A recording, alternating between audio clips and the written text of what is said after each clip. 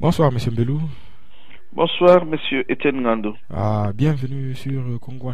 Monsieur Mbelou, le Conseil de sécurité a entendu le 29 août les ministres des Affaires étrangères rwandais et congolais suite aux accusations portées par un rapport de l'ONU contre le Rwanda. Est-ce que cet oral au Conseil de sécurité est de nature à apporter un peu plus de lumière dans cette affaire? Monsieur Etienne Ngando, qu'est-ce que le Conseil de sécurité a entendu et qu'il n'a jamais entendu? Quand on passe en revue tous les rapports commandés par l'ONU depuis les années 90, on se réalise que tous ces rapports reviennent sur le récidivisme du Rwanda, sur le fait que, à plusieurs reprises, le Rwanda est sur le devant de la scène quand il faut parler de l'agression de notre pays. Et malheureusement, tous ces rapports n'ont jamais été suivis de quelques sanctions juridiques que ce soit. On dirait que tous ces rapports ne poussent pas les responsables du Conseil de sécurité, les responsables de l'ONU, à travailler de telle façon que l'impunité puisse être condamnée dans la sous-région des Grands Lacs. Mais rappelez-vous que lors de notre dernier échange, je vous ai dit que le Rwanda ne vaut rien sans l'appui de certains membres du Conseil de sécurité. Donc, la difficulté aujourd'hui, c'est que et le Rwanda et ses parents semblent être mis au pied du mur. Les faits sont tellement parlants qu'ils ne savent plus où donner de la tête. Là, je suis convaincu, je suis plus ou moins convaincu qu'ils vont jouer sur le temps pour que nous puissions oublier et qu'ils laissent passer la chose. Si certains membres du Conseil de sécurité n'étaient pas impliqués avec les multinationales dans ce qui est en train de se faire dans notre pays, peut-être qu'on aurait déjà eu une issue heureuse. Mais je suis d'avis que l'implication de certains membres du Conseil de sécurité dans la guerre de basse intensité qui se déroule dans notre pays depuis les années 90 retarde sa fin, ou disons, retarde le fait de pouvoir mettre en accusation les pions qu'ils utilisent pour pouvoir mener cette guerre. Mais le ministre rwandais de la Défense, James Kabarebe, estime que son pays est injustement mis en cause et fait l'objet d'une campagne de désinformation, sinon des machinations internationales. Et le général James Kabarebe fait également des graves révélations sur la duplicité du gouvernement de Kinshasa dans ses relations avec les Rwandais. Tout d'abord, avez-vous lu cette interview qu'il a accordée à Colette Brackman et qu'en pensez-vous? J'ai lu l'interview que M. James Kabarebe a accordée au journal Le Soir à Madame Colette Brackman. Mais je vous avoue que je n'accorde aucune importance, aucune crédibilité à cette interview. Je vous rappelle, Monsieur Etienne Ngando, que James Kabarebe fait partie des agresseurs de notre pays. Je vous rappelle, Monsieur Etienne Ngando, que James Kabarebe a été le chef d'état-major de notre armée, pardon, alors qu'il était conscient du fait qu'il était rwandais. Je vous rappelle, Monsieur Etienne Ngando, que James Kabarebe fait partie de l'entourage de Monsieur Paul Kagame. Il fait partie des 40 escadrons de la mort à qui le juge espagnol à livrer des mandats d'arrêt internationaux. Ce monsieur-là ne jouit d'aucune crédibilité et ce qu'il dit, moi je ne peux pas le prendre en considération.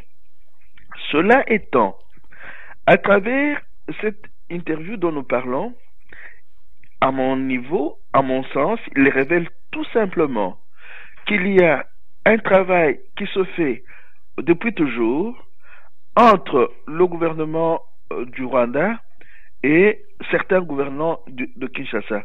Et cela est pour nous un secret de polichinelle parce que plusieurs d'entre nous sont convaincus que les gouvernants de Kinshasa ne peuvent rien faire sans l'aval du Rwanda. Donc ce qu'il fait là, c'est tout simplement de trahir un secret de polichinelle. Mais il y a aussi beaucoup de mensonges dans cette confession. Et il y a les chefs de confession religieuse qui ont rédigé un petit texte appuyant les informations contenues dans les annexes du groupe des experts de l'ONU. Les chefs des confessions religieuses disent qu'à partir des croyants des différentes églises, il est aujourd'hui établi que ce que les annexes de ce rapport des experts de l'ONU disent, c'est moins que ce que les croyants connaissent sur terrain. Donc, ils essayent d'enfoncer le clou pour dire que le Rwanda ne saura pas se disculper de tout ce qui est dit dans ces annexes du rapport des experts de l'ONU. Mais dans cette même interview, James Kabarebe affirme que au lendemain de la réélection de Joseph Kabila, Joseph Kabila, avait dépêché un envoyé spécial à Kigali, Monsieur Auguste Katumba Mwanke, qui était porteur d'un message de Joseph Kabila au Rwandais. Mais à travers ces révélations que James Kabarebe fait, on a comme l'impression que tout ceci est à 100 lieues des démentis que fait régulièrement Lambert Mende à Kinshasa.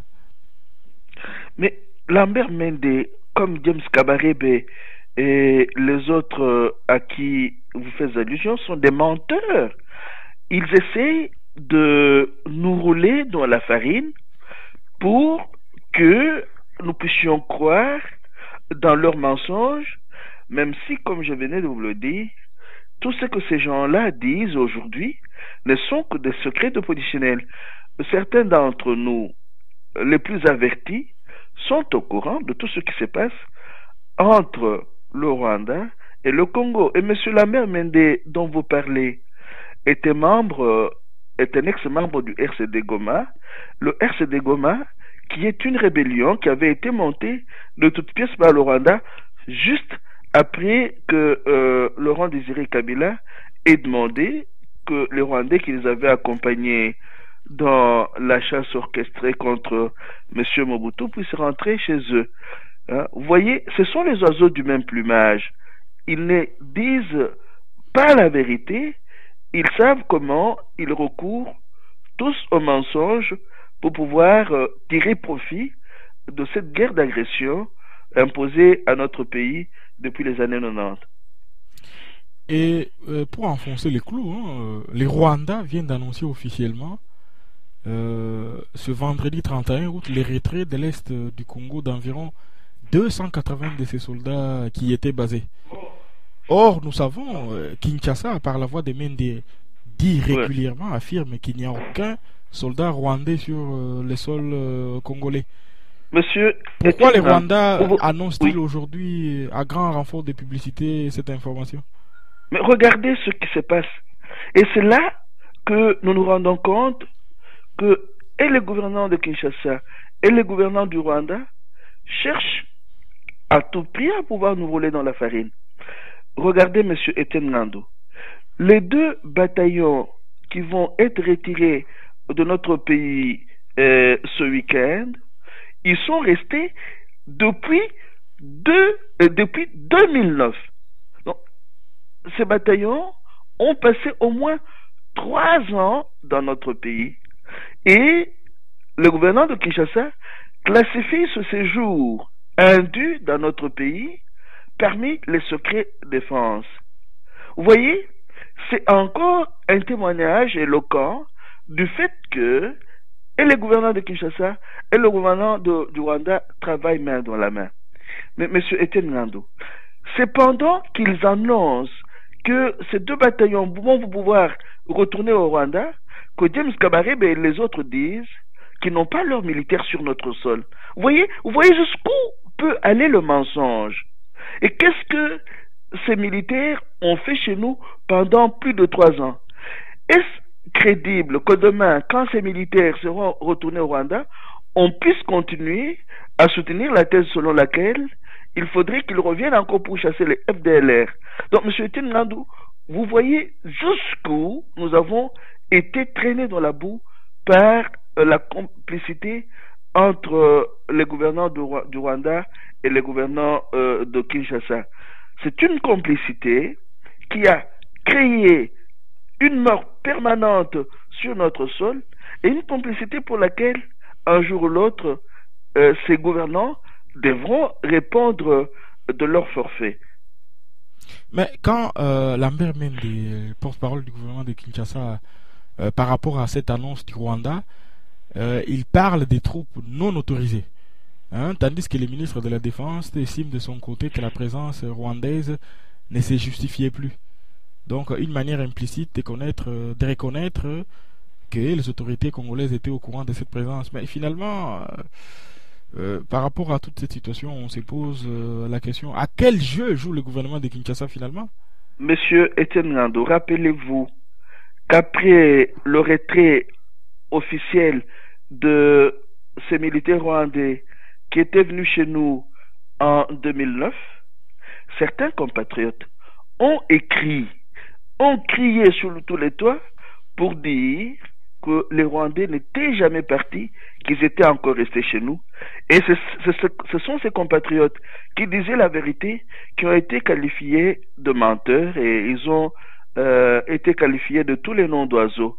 Aujourd'hui, enfin, la vérité éclate au grand jour et ce sont ceux qui sont chargés de la communication au Congo et au Rwanda qui se révèlent être des grands menteurs. Mais tout cela dit aussi ceci. Tout cela révèle que les mensonges entretenus dans cette région dans cette sous-région des Grands Lacs sont en train d'atteindre leurs limites. Et il appartient aux Congolais de pouvoir en tirer toutes les conséquences. Mais rassurez-vous que ces 2 bataillons ne constituent pas l'unique présence rwandaise sur notre sol. Il y a déjà au moins 99% d'officiers rwandais qui sont dans l'armée congolaise. Donc cette présence justifie ce que certains compatriotes disent, c'est-à-dire notre pays est occupé par l'armée rwandaise avec la complicité des différents parrains.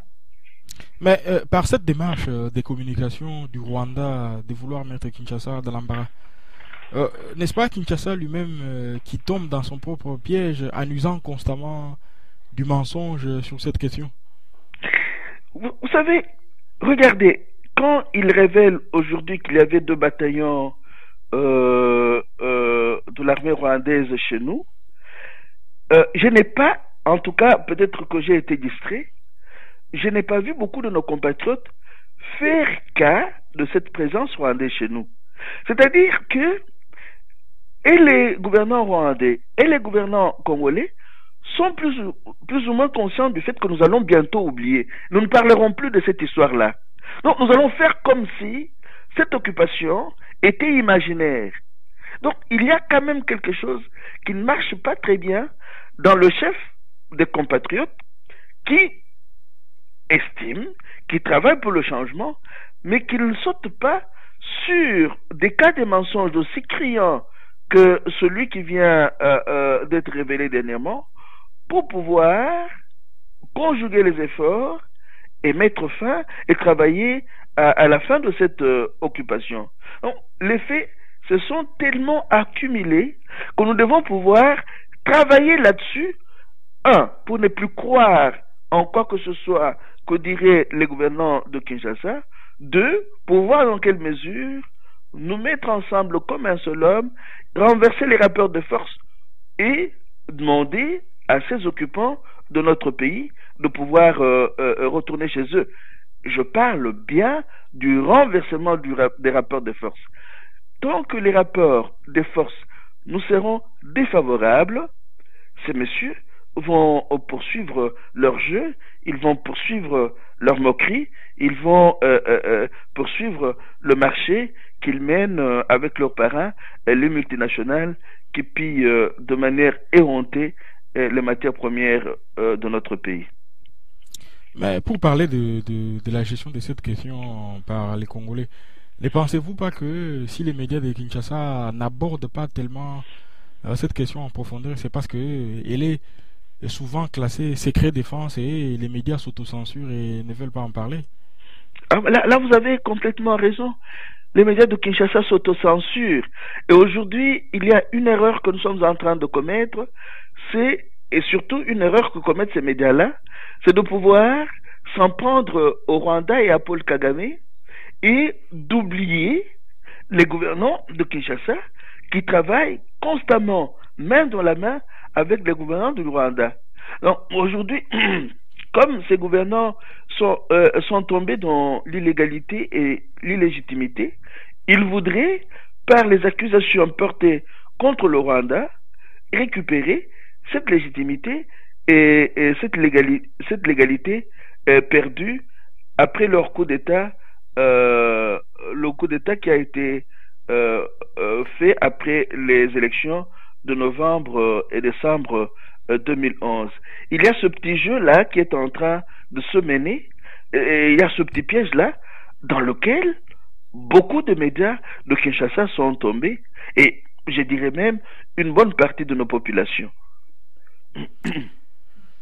Et dans le même temps, les bureaux conjoints des Nations Unies aux droits de l'homme en RDC vérifient les allégations des massacres de plusieurs centaines de personnes dans les territoires des Massissi au nord Kivu depuis le mois de mai de cette année.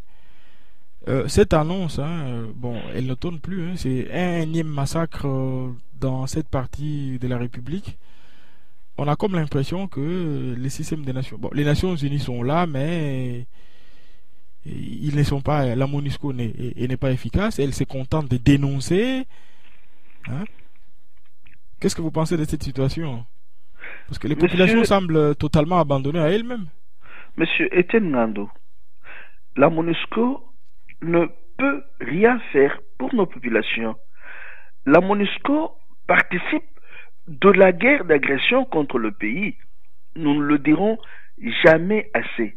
J'ai mis dernièrement sur le net un résumé d'un livre que tous les compatriotes épris de paix et de justice pour notre pays devraient lire. Ce livre-là est intitulé « Les confessions d'un assassin financier ». J'y fais allusion pour tout simplement dire que le phénomène de la guerre d'agression contre notre pays fait partie de la politique étrangère de certains pays membres du Conseil de sécurité et de l'ONU. Il recourt à la violence pour pouvoir avoir accès aux matières premières stratégiques qui peuvent en faire les grandes puissances de notre monde. Ils utilisent tous les moyens possibles et imaginables pour pouvoir mener ce travail-là, pour pouvoir avoir accès aux matières premières stratégiques des pays qu'ils détruisent. Alors n'allez pas croire que la MONUSCO, qui fait partie de ce jeu de la destruction des pays à état faible et ayant des matières premières stratégiques, va pouvoir dire un jour qu'elle en a marre de voir les Congolais souffrir. La violence, la souffrance, la mort fait partie de la politique des assassins financiers et économiques dont certains sont membres du Conseil de sécurité. Monsieur Etienne Ngandou, regardez un peu ceci. La MONUSCO est à l'est de notre pays. Elle a dû cohabiter avec ces bataillons de l'armée rwandaise qui vont officiellement retourner au Rwanda. Est-ce imaginable qu'une force d'interposition que l'on croit être mise à l'est de notre pays pour protéger nos populations puisse cohabiter avec des forces négatives? Il y a cette armée rwandaise, il y a le M23 et d'autres rébellions qui cohabitent avec la MONUSCO. Et c'est quand certaines forces d'autodéfense populaire se lèvent que la MONUSCO crie. Et malheureusement, nous ne sommes pas très attentifs à ce jeu de la MONUSCO. Hein? Vous verrez que dans la classification des forces négatives, la MONUSCO classifie aussi les forces d'autodéfense populaire de notre pays, de l'est de notre pays. Alors, elle fait cet amalgame pour pouvoir désamorcer l'autodéfense. Or, vu le nombre de forces hostiles qui occupent notre pays, il y a des compatriotes qui ont compris qu'ils doivent s'autodéfendre. Donc la MONUSCO, qui est dirigée, disons, pratiquement par les États-Unis, fait une politique pro-occidentale qui ne tient pas compte des intérêts de la population. Non, je ne pourrais même pas parler de la politique pro-occidentale.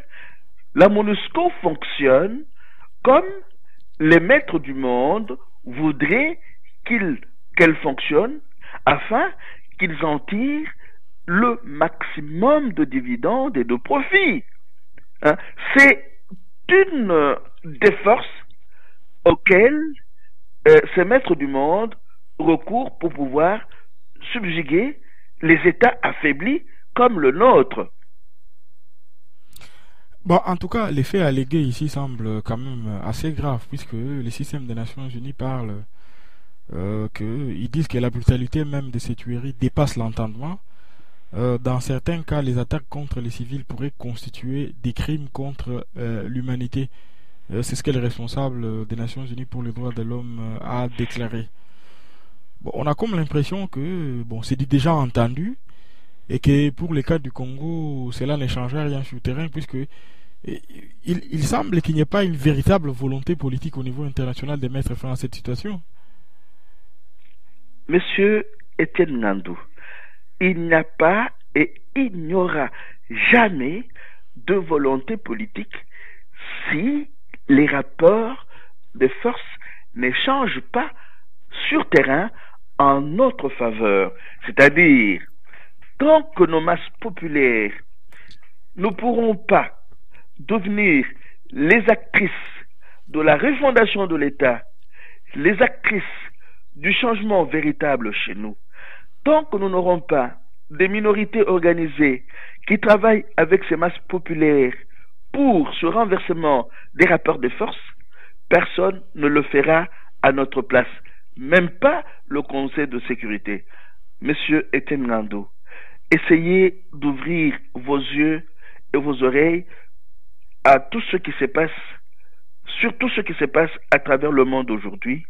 Vous verrez, comme je l'ai dit dans notre dernier entretien et comme je l'ai mis dans mon dernier article, vous verrez qu'il y a une guerre lancinante qui se mène entre l'ancien bloc de l'Ouest, le bloc atlantiste, et l'ex-bloc de l'Est, représenté aujourd'hui par la Russie et la Chine, et l'ancien bloc de l'Ouest, représenté par les États-Unis et l'Union européenne. Ce sont ces deux blocs qui, à travers des pays tiers, se mènent la guerre à mort. Et ces pays tiers en payent le prix et un prix très très fort. D'où il appartient à ces pays de pouvoir refonder leurs États et se situer efficacement, géostratégiquement et géopolitiquement. Sans cela, ces pays ne pourront rien faire. Ils n'auront que leurs yeux pour pleurer. Et je le dis et je le répète, la violence fait partie du mode d'accès aux matières premières stratégiques dont regorge notre pays. Et les pays qui utilisent le Rwanda et qui font partie du Conseil de sécurité recourent à la violence pour poursuivre cette guerre à laquelle j'ai fait allusion, mais aussi pour recoloniser le Congo et l'Afrique. Très bien. Un mot sur les sommets de la francophonie de Kinshasa. François Hollande a dit qu'il ira à Kinshasa et promet de tout dire et de rencontrer l'opposition. Cette décision de François Hollande a suscité un flot de réactions sur l'internet congolais et les réactions qui vont dans tous les sens. Et dans un texte que vous avez écrit par rapport à cette situation, vous dites ceci: certains compatriotes ayant écouté le discours de campagne de François Hollande à l'élection présidentielle doivent avoir cru qu'une fois aux affaires, le président normal aura le pouvoir et le gouvernement. Qu'est-ce à dire? Je fais allusion dans ce texte-là à la confidence que François Mitterrand avait faite à sa femme, Danielle Mitterrand. François Mitterrand disait ceci à Danielle: avoir le gouvernement ne signifie pas avoir le pouvoir. Et François Mitterrand attestait qu'il n'avait pas le pouvoir de lutter contre la Banque mondiale et le Fonds monétaire international. Et moi, je dis que François Hollande, lui aussi, n'aura pas la force de lutter contre la Troïka composée de la Banque centrale européenne, le Fonds monétaire international et la Commission européenne. François Hollande est une petite main du capitalisme sauvage et tout ce qu'il peut faire, c'est se rendre au Congo, feindre de pouvoir participer au sommet de la francophonie, mais dans l'entretemps, chercher à créer des marchés pour son pays et pour d'autres pays de l'Union européenne. N'oubliez pas que depuis très longtemps, la France exploite notre pétrole et qu'elle est en train de chercher à pouvoir participer à l'exploitation du pétrole qui est découvert à l'est de notre pays. Et puis, il y a des grandes multinationales françaises qui travaillent dans les pays limitrophes du nôtre, comme M. Bolloré, qui semble même qu'il a déjà certains marchés au Congo. N'oubliez pas que nous avons un uranium très précieux, et Areva, qui est une multinationale française, est en train de voir dans quelle mesure exploiter cet uranium si cette multinationale n'a pas encore commencé.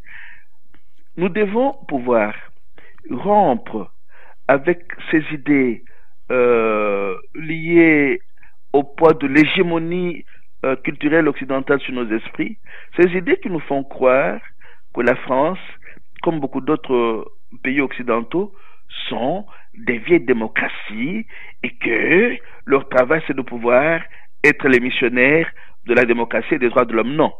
Tous ces pays-là courent derrière les matières premières stratégiques, un point et un trait. Souvent, ils se servent de la démocratie et des droits de l'homme pour mener leurs guerres humanitaires qui ne sont que des guerres de destruction menées par le capitalisme sauvage. Mais, M. Mbelou, on sent de la déception, teintée de colère, dans la diaspora congolaise, particulièrement celle de la France, par rapport à cette décision de François Hollande. Est-ce que n'était-il pas naïf de croire à une promesse de campagne, voilà, face à la réelle politique maintenant, lorsqu'on se retrouve aux affaires? Il n'y a même pas de réelle politique. Il y a du gangstérisme économique que je ne cesse de décrier. Et nos compatriotes qui sont déçus sont, pour la plupart, ceux qui ont cru que François Hollande allait mener une politique différente de celle de Nicolas Sarkozy. Or, que ce soit François Hollande ou Nicolas Sarkozy, tous les deux, que ce soit la gauche ou la droite française, tous ces deux partis français ont comme matrice organisationnelle le capitalisme sauvage. Et c'est là que je renvoyais à un petit livre d'un philosophe français qui est très très très précieux et que nous pouvons aussi lire. Le livre est intitulé Sarkozy, pire que prévu, les autres, prévoir le pire.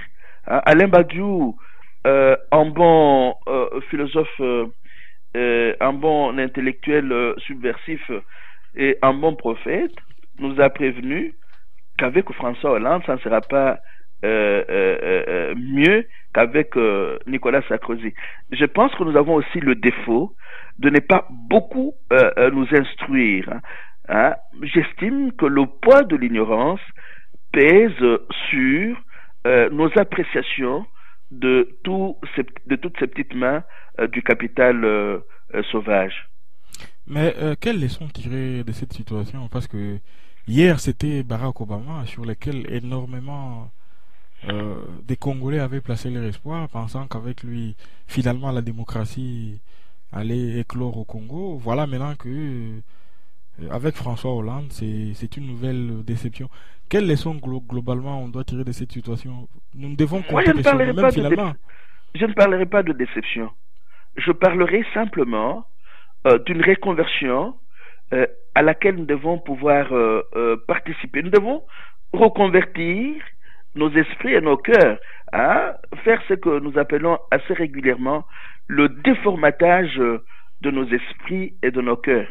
Nous avons été mal formés, mal éduqués. Nous devons nous rééduquer, d'où le titre de mon dernier article qui est la francophonie et le difficile des apprentissages. Il y a beaucoup plus de facilité à apprendre qu'à désapprendre. Donc, ce à quoi nous assistons devrait nous engager sur la voie du désapprentissage afin que nous puissions de plus en plus compter sur nous-mêmes, sur beaucoup d'autres pays africains engagés dans la lutte contre le capitalisme sauvage et l'impérialisme, mais aussi apprendre à compter sur les autres pays progressistes qui nous ont déjà dévancés sur cette voie et qui ont gagné ou qui sont en train de gagner la lutte contre le capitalisme sauvage. Très bien. Pour finir, un mot sur Diomi Ndongala, dont les dernières nouvelles ne semblent pas très rassurantes. D'après ce que le docteur Loseke a pu, dans l'interview qu'il a accordée à Congo Indépendant, il a affirmé notamment que Diomi serait détenu par les forces de sécurité et que il aurait des informations laissant entendre que Jeune Diomi Ndongala a été torturé et qu'il se trouve dans un état précaire. En savez-vous plus? Je sais tout simplement ce que vous dites là, et le mensonge que Mende essaie d'entretenir sur la détention de M. Diomi Ndongala dans les cachots privés de l'Agence nationale de renseignement. Et lui-même qui avait dit, quand on avait mis la main sur Diomi, qu'ils avaient mis la main sur un gros poisson, commence à dire que les gouvernants congolais ne sont pas au courant de l'endroit où Diomi se trouverait. C'est-à-dire, il y a lieu aujourd'hui, sur le cas de Diomi, il y a lieu de pouvoir émettre certaines hypothèses. Il a été torturé, il a été empoisonné et il est mort, alors ceux qui ont travaillé à cette mort ne veulent pas en parler parce que ils estiment que la mort pourrait créer une colère comme pas possible chez les Congolais. Alors ils veulent garder cela secret. C'est la première hypothèse. Une autre hypothèse est que à l'approche du sommet de la francophonie pour lequel ces gouvernants ont acheté 5000 limousines pendant que notre pays est classifié dernier dernier des pays du point de vue du développement. Donc, ils veulent tout simplement cacher ce qu'ils font pour ne pas déplaire à leurs parents qui pourraient venir au sommet de la francophonie. Mais comme je le disais déjà, qu'ils disent que Johnny est mort ou pas, qu'ils disent que ce sont eux qui sont ces assassins ou pas, les assassins économiques et financiers finiront toujours par aller au Congo. Parce que, et je l'ai dit, la violence, la mort fait partie de leur modus operandi. Voilà, merci beaucoup, Monsieur Mbelou, et à la semaine prochaine. Merci bien, Monsieur Etienne Ngandou, et à la semaine prochaine.